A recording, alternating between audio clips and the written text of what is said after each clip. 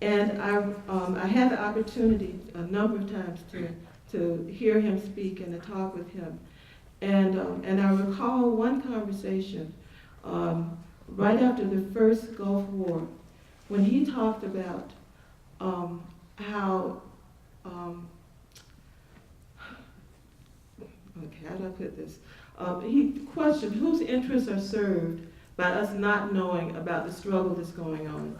And he talked about, for instance, a demonstration, an anti-war demonstration in a small town in Oregon that attracted 100,000 people. And it was not reported anywhere outside of that small town's newspaper. No major media outlet covered it. And he argued that that was not an anomaly, that all over the country, every single day, that we are engaging in acts of protest, of demonstration, of organizing.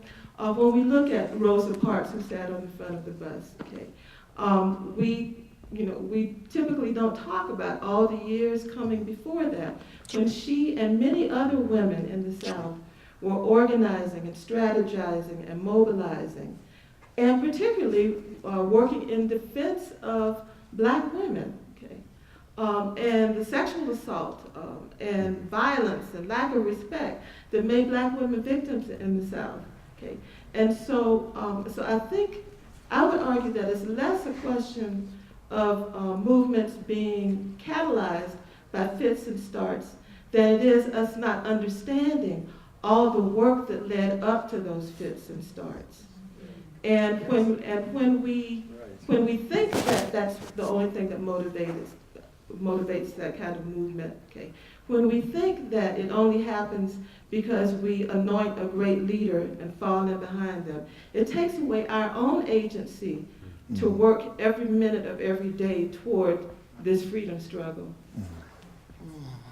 I'd like to follow Sister Linda's comment by saying what I heard the brother asking about what can get us to move.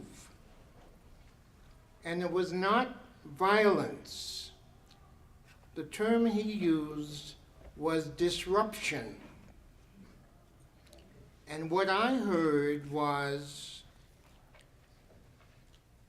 do we have to change something else inside of us that will make us more easily disrupted out of our comfort zones?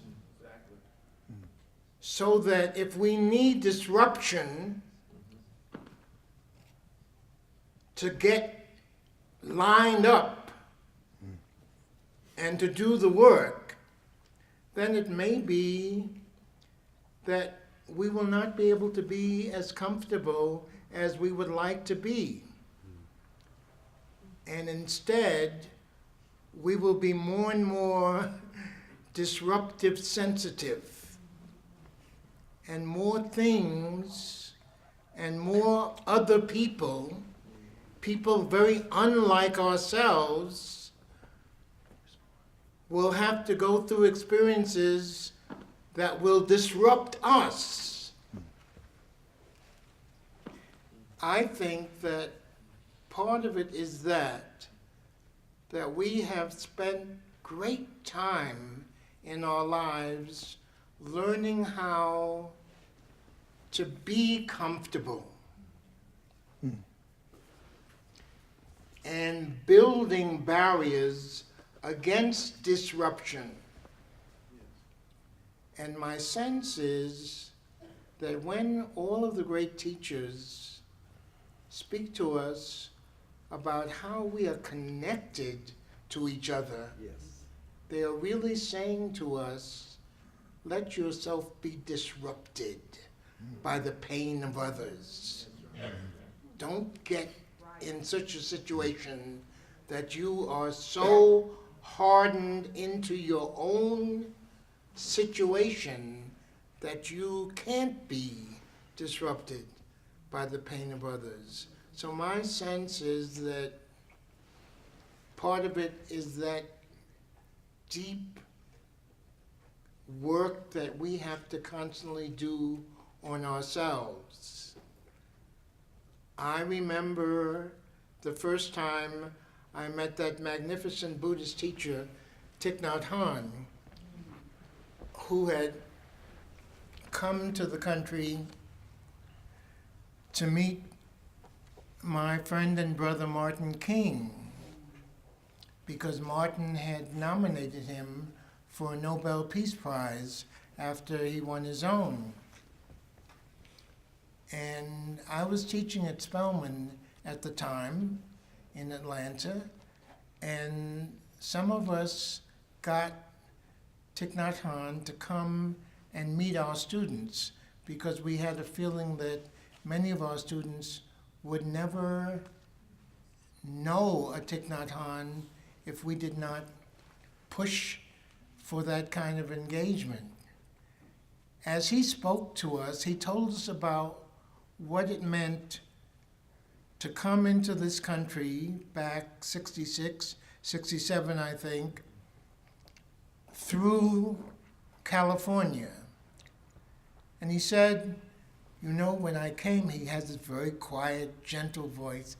You know, when I came through California, all of the students were just open arms.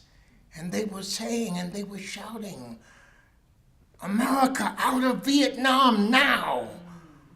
Stop now! And he said that he got a couple of them together, of the leaders, and he said to them, you know, I am so happy for the sense of feeling with us that I get from you. But I need to tell you something. He said, I represent a movement that has been working against foreign oppression for 400 years.